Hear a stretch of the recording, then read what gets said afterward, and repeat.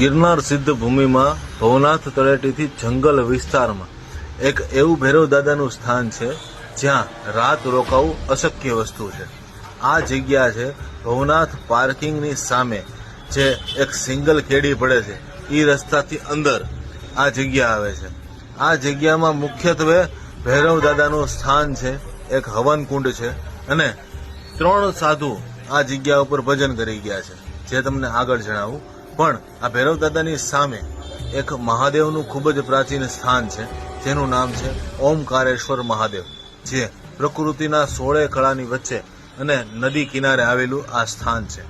અને સાથે ઉપર એક સમાધિ આવેલી છે, એક ધૂણો આવેલો છે અને સાથે હનુમાનજી મહારાજ, અને હનુમાનજી મહારાજની પાછળ એક ખૂબ જ જૂની પ્રાચીન ગુફા આવેલી છે. આ જગ્યા ઉપર 3 સાધુએ ભજન કર્યાનો ઉલ્લેખ મળે છે, જેમાં ઓમકાર ગિરી બાપુ, પછી રવિગીરી માતાજી અને દેવગીરી બાપુ.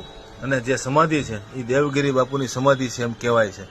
આ જગ્યા ઉપર ત્યારબાદ કોઈ રોકાઈ શક્યું નથી એવી આ જલજલા જગ્યા છે. શું તમે આ જગ્યાના દર્શન કરેલા છે?